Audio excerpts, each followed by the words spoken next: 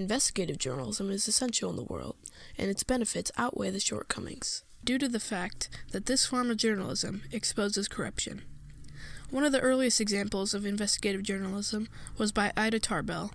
Her famous work was called The History of the Standard Oil Company, in which she outlined that John D. Rockefeller had got his power through unfair means and never had fair competition.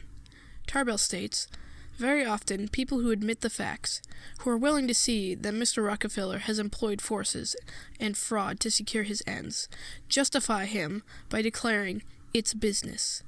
That it's business has come to be a legitimate excuse for dealing with sly tricks and special privileges."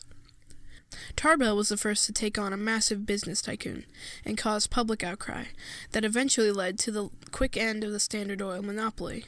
Though monopolies were not illegal at the time, it discouraged innovation of products because you do not need to change your products to beat someone else if you're the only one who sells that product. Tarbell saw this, and with her work, a major monopoly was ended, therefore benefiting the general public.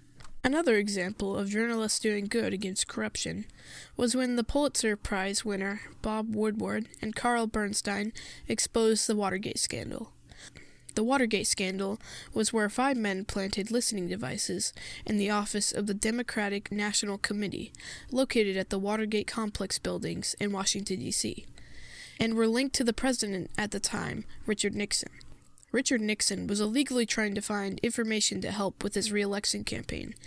He did get re-elected, but with the work of Bob Woodward and Carl Bernstein, Nixon resigned his presidency before he could get impeached.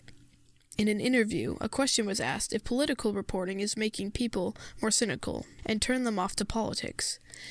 And in that answer, Bob Woodward replied, "The fact of the Watergate cover-up is not nearly as interesting as the step into making the cover-up. When you understand the step, you'll understand that Richard Nixon lied, and he was a criminal.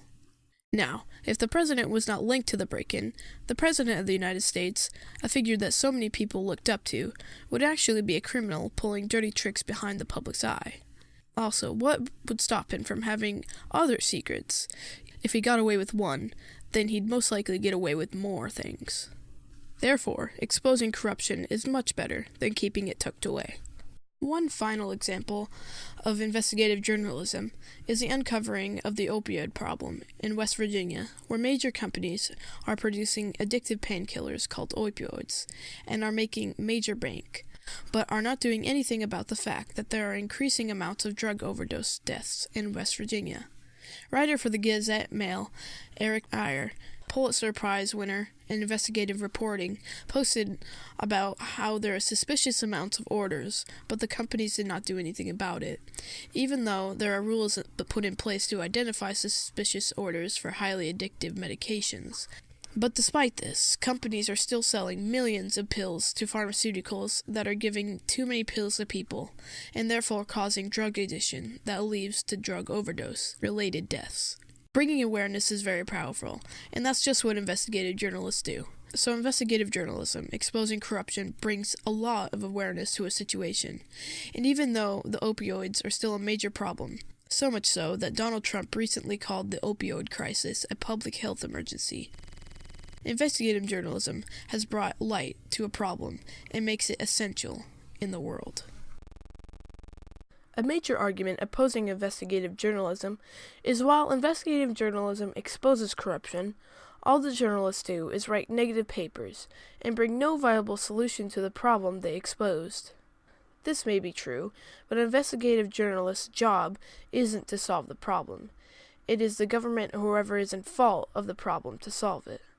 So in conclusion, though investigative journalism has its caveats, its benefits far outweigh the negative, making investigative journalism critical in today's media.